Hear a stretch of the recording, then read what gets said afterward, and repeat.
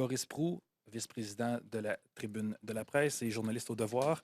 Et bienvenue à cette conférence de presse. Au podium, Mark Carney, le premier ministre du Canada, ainsi qu'Anita Anand, la ministre des Affaires étrangères du Canada. After a few remarks, we'll go to the question period, first in the room and then on Zoom. On that, Prime Minister, you have the floor.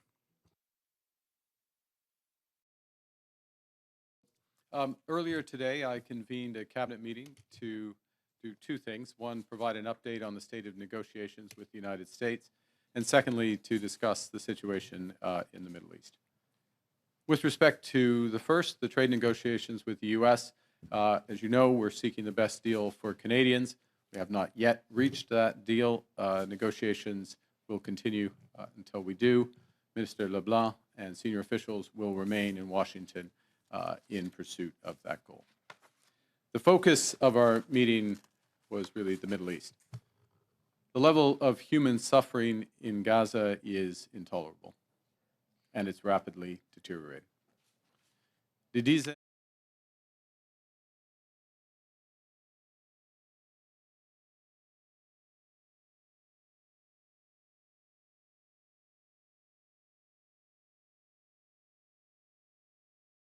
tués.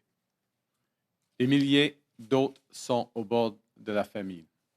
Le Canada condamne le fait que le gouvernement israélien a laissé la catastrophe se détériorer à Gaza.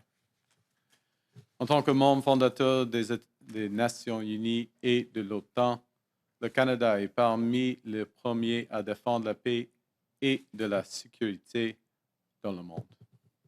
Nous avons le devoir de faire respecter les droits de la personne à l'international et de favoriser la paix et la sécurité au pays et à l'étranger. Earlier this week, the Minister of Foreign Affairs represented Canada at the UN high-level conference on a two-state solution in New York. In recent days, I've spoken with our allies, including President Macron, Prime Minister Starmer, President von der Leyen. I've also had a number of discussions with our ambassador to the United Nations, Bob Ray. International cooperation is essential to securing lasting peace and stability in the Middle East, and Canada will do its best to help lead that effort. Canada has long been committed to a two-state solution, an independent, viable, and sovereign Palestinian state living side by side with the state of Israel in peace and security. For decades, it was hoped that this outcome would be achieved as part of a peace process built around a negotiated settlement between the Israeli government and the Palestinian Authority. Regrettably, this approach is no longer tenable. Prospects for a two-state solution have been steadily and gravely eroded, including by the pervasive threat of Hamas terrorism to Israel and its people, culminating in the heinous attack of October 7, 2023, and the terrorist organization Hamas's long-standing violent rejection of Israel's right to exist and its rejection of a two-state solution. The accelerated settlement building across the West Bank and East Jerusalem, all the while settler violence against Palestinians has soared, has also undermined the process, as have actions such as the E1 settlement plan and this month's vote by the Knesset calling for the annexation of the West Bank,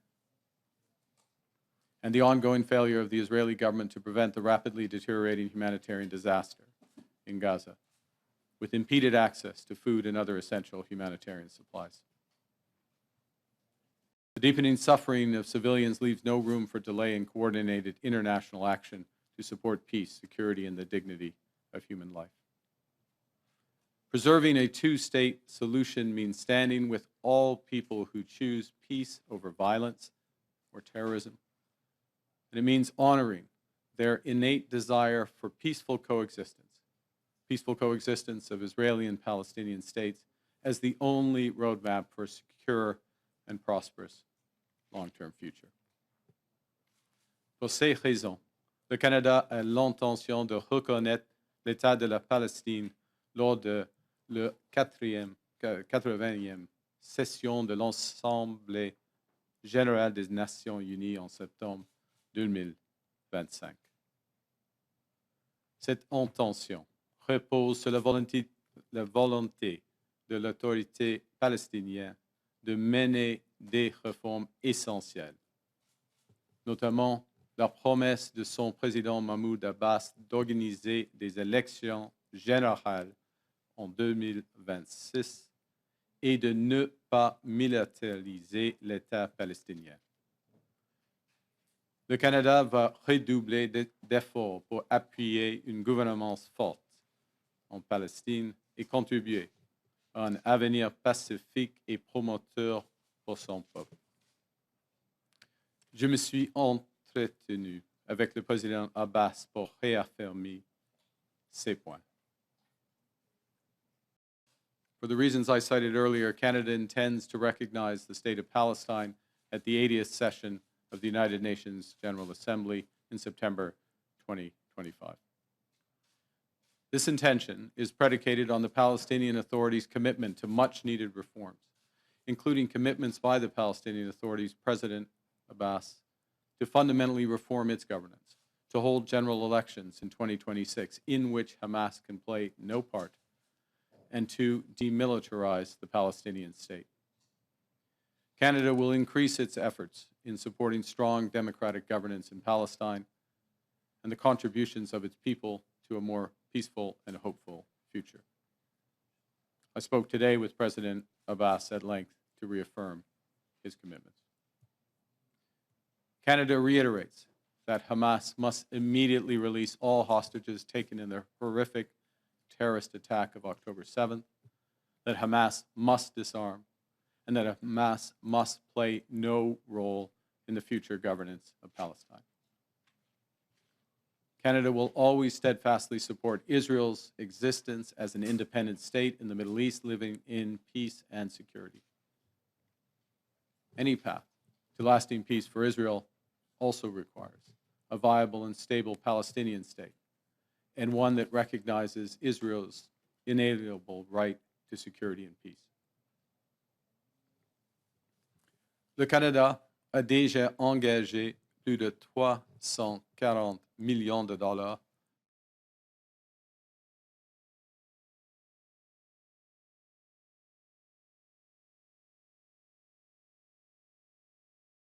aussi 10 millions de dollars de plus pour soutenir l'autorité palestinienne dans ses efforts de stabilisation et de gouvernance de la Cisjordanie. Nous travaillons avec nos alliés pour fournir une aide immédiate aux personnes qui ont désespérément besoin. Nous collaborons directement avec des partenaires comme la Jordanie afin d'acheminer l'aide aux populations dans les jours à venir. Et nous allons intensifier les efforts que nous déployons avec nos partenaires internationaux afin d'élaborer un plan de paix crédible.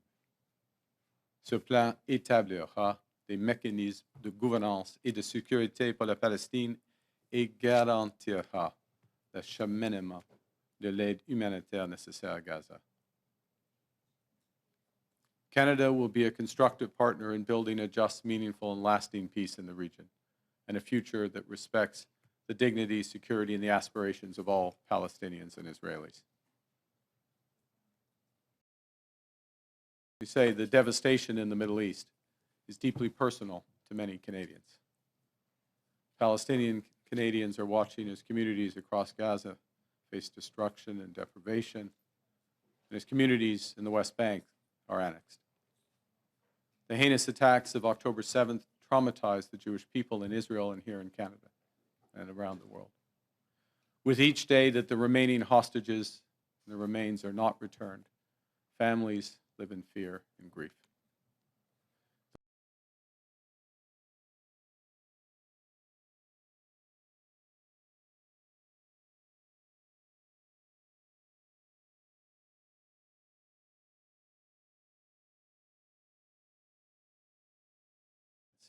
to intentionally and willfully obstruct access to any place of worship, to schools and community centers. We will also invest in the physical protection of vulnerable communities and places of worship. Basic security is an inalienable right of every human being. We'll defend that right for every Canadian. The two-state solution that Canada supports is built on the promise of Israelis and Palestinians living side by side in peace and security. I thank you for your attention. And the Minister and I would be happy now to take your questions. Merci. Thank you, Prime Minister. I'm told that we will have about 15 minutes of questions. Donc, on va commencer, comme le veut la tradition, par les journalistes dans la salle. Et ensuite, on va passer aux journalistes sur Zoom. Si vous êtes à distance sur la plateforme Zoom, je vous inviterai à utiliser la fonction « Lever la main » pour être reconnu ensuite. On va rester sur le principe une question et une question de suivi. S'il vous plaît, gardez vos questions les plus concises possibles pour évidemment passer le plus de journalistes possible. Just a quick note, to be mindful for interpreter friends, if you have an earpiece, just keep it away from the microphone at all time. We'll start with Paul Wells, freelance. Paul.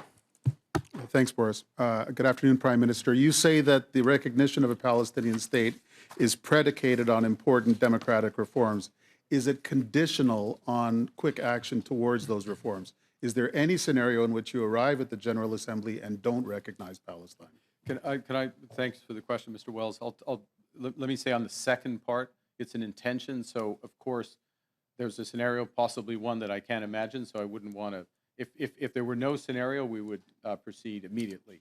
That's the first point. But to go more broadly, and I think this is an important area you're concentrating on, it's predicated, it relies upon the representations that have been made by the Palestinian Authority, representations that have been made now several times, both publicly spoken, in writing to me as Prime Minister, and representations that I tested, if you will, President Abbas in a lengthy and robust call today to confirm the intentions and the ability to do so. Now, part of what Minister Anand and her colleagues are doing is to provide some resources to help with some governance aspects of those. But of course, the most important elements of those representations with respect to the democratic process. Who cannot be part of that process? Hamas. Who can play no role in the future state? Hamas. The demilitarization and the persistent demilitarized Palestinian state. And of course, the reinforcement of the importance of living side by side in peace and security with Israel. So it's a relatively short period. Last observation, if I may. It's a relatively short period of time between now and the UN General Assembly.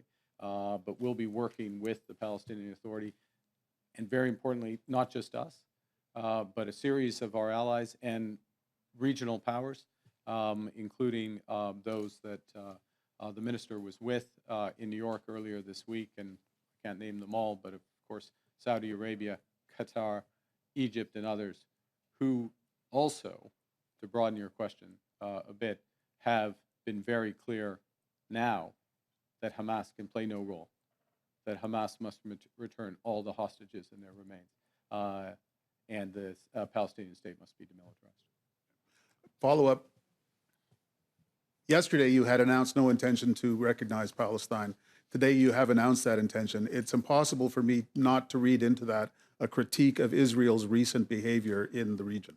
Well, it's there are elements, and I listed them in my remarks, and they played a central factor in our decision. I think one of the core points is that Canada's had a long-standing principled stand, as you know. I won't repeat it. You're familiar with it. A belief in a two-state solution, the inalienable rights of both peoples, and the fact that peace and security could only be achieved through it. That prospect, that possibility of a two-state solution is being eroded before our eyes.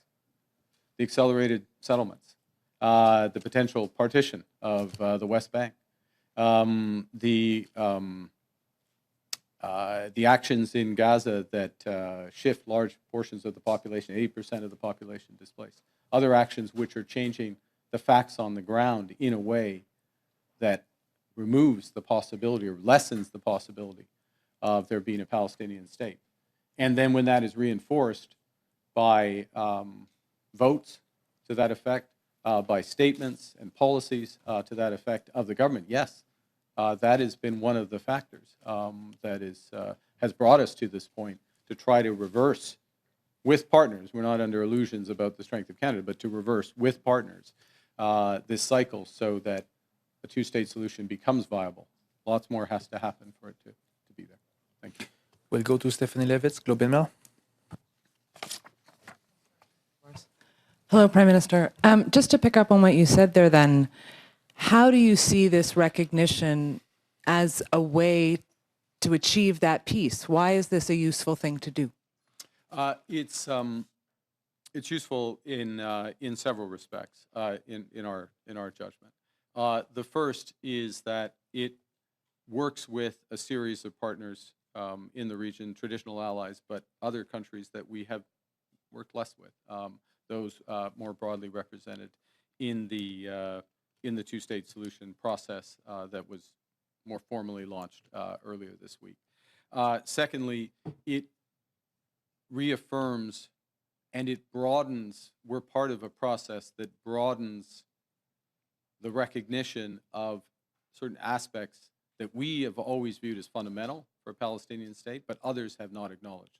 No role for Hamas, demilitarized, and to the horrible specifics of the current situation, the return of all the hostages and their remains.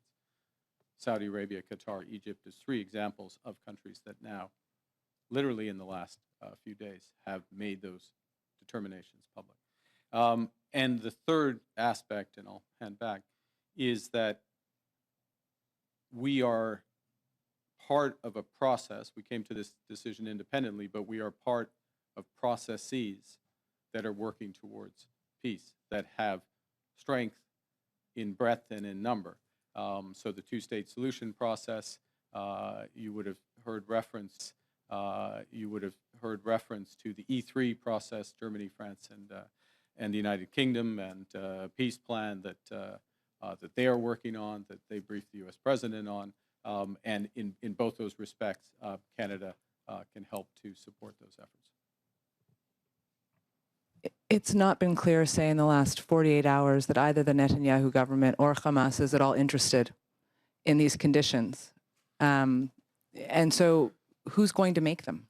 Well, I think there's a couple of things. I mean, Hamas, I don't know, Hamas is not welcome in any way, shape, or form. So, of course, and one of the issues is not to give Hamas in any way, shape, or form a veto over a process that affects both the Israeli and Palestinian people. I could say much harsher things, and I should say much harsher things about Hamas, but that's a basic structural point. There are some in positions of influence in the state of Israel that do not want a two-state solution, that are taking actions to frustrate that actively.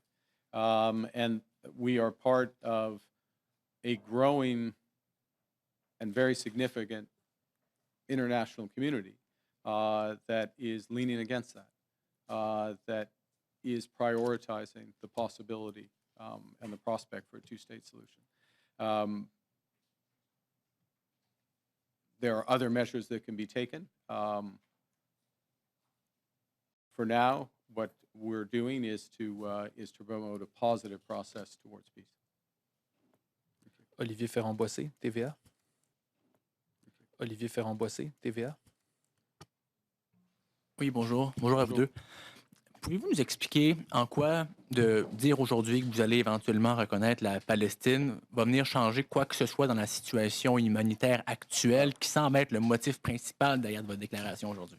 OK, ça c'est une question fondamentale. Merci pour cette question. Alors, qu'est-ce qu'on peut faire? Qu'est-ce que le Canada peut faire pour la situation humanitaire actuelle maintenant? Ce n'est pas une question de diplomatie, c'est une question de l'aide humanitaire. il faut travailler avec nos partenaires, nos interlocuteurs dans la région, par exemple la Jordanie et le Canada maintenant. Honnêtement, maintenant, à ce moment-ci, on travaille avec la Jordanie afin de provenir l'aide humanitaire demain à Gaza. Il n'y a que 4 ou 5 pays qui peuvent le faire à travers le monde.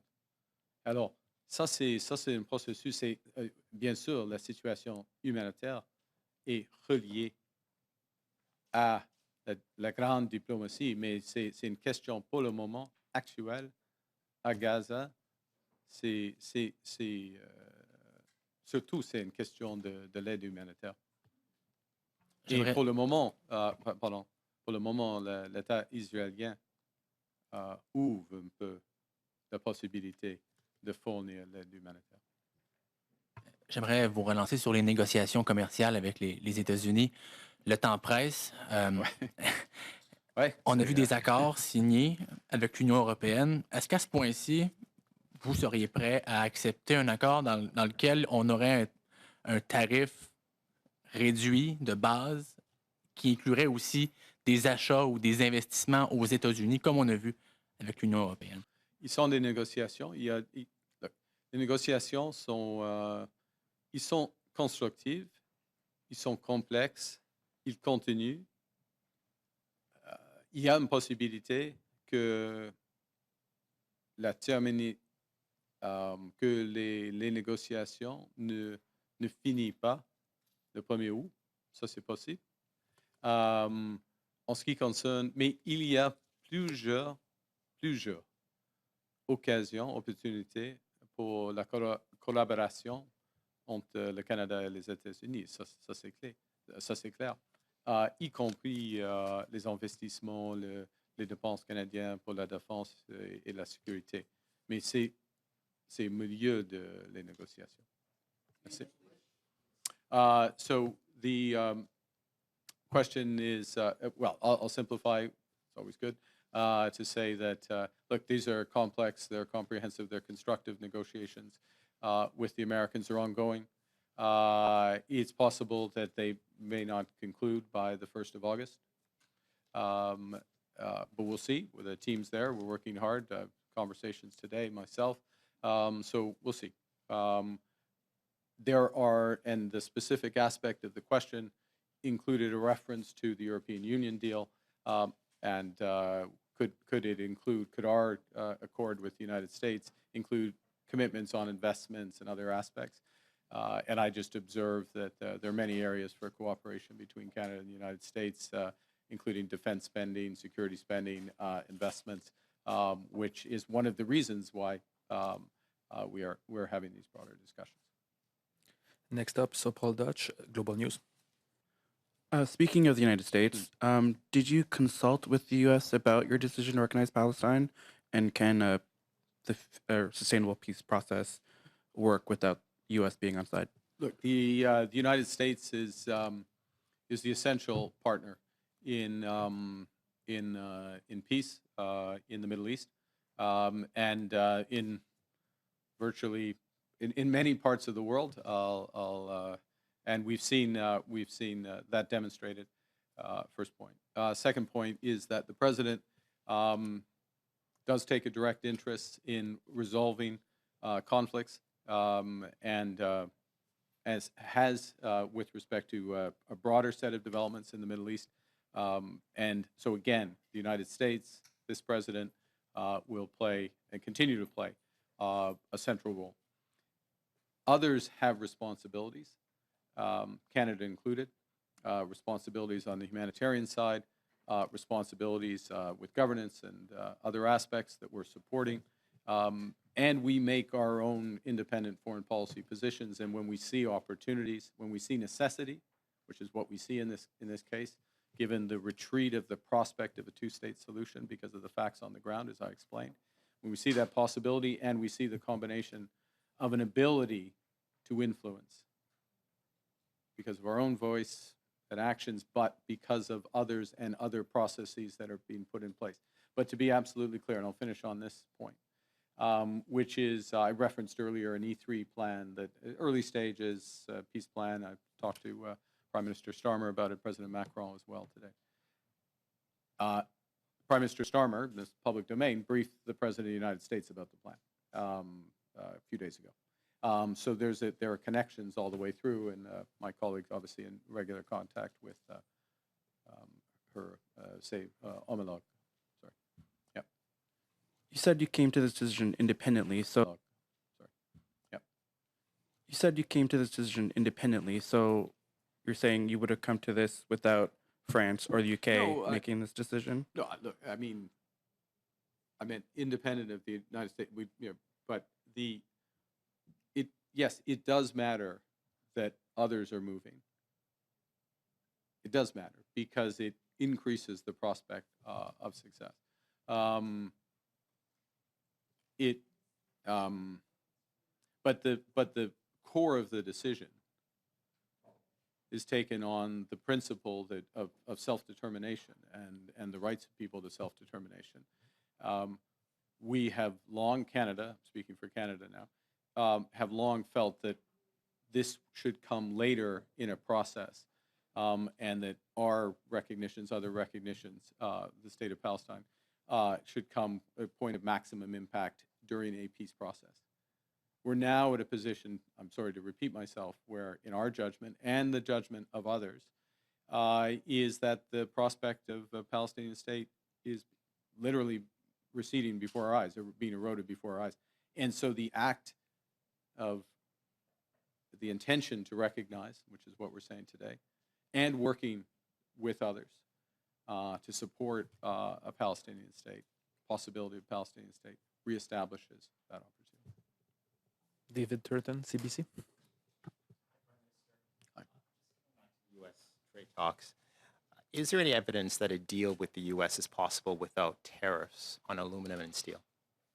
On aluminum and steel, look, I think I'd answer it this way, which is that the president has been very clear, and all the actions bear this out, and that there are certain sectors that are strategic in their judgment to the United States economy: aluminum, steel, automobiles, pharmauticals, semiconductors, lumber falls under 232 as well, the so-called 232 authority, and potentially one or two more.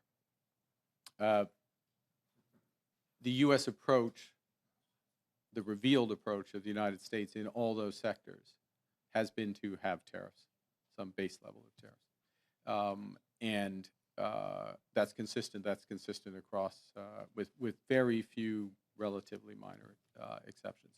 So if we're speaking in general terms, those are the priors. That's the case.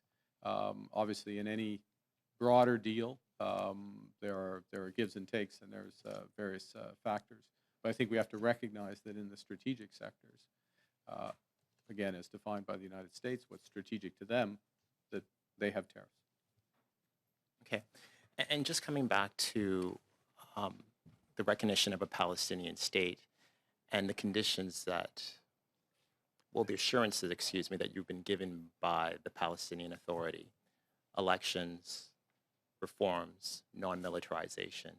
Just coming back to that issue of elections, how do you expect them to hold elections in Gaza when you see the devastation? Yeah. And when you see the occupation by the Israelis in the West Bank? How can they hold elections? Look, there are. Clearly, that's not a possibility now. It's not a possibility in the near term. And part of this, again, is, let's go back to where we're starting, which is we are working ourselves with others to preserve the possibility of a two-state solution, to not allow the facts on the ground, deaths on the ground, the settlements on the ground, the expropriations on the ground, to get to such an extent that that this is not possible. Much has to happen in order for a democratic, viable state is established in Palestine. We fully recognize that, and we're committed to help work as part of that process. But I wouldn't, I'm not in any way, shape minimizing the scale of that task. But we are going back to the fundamental principle of self-determination and what we can do to preserve that internationally. Thank you.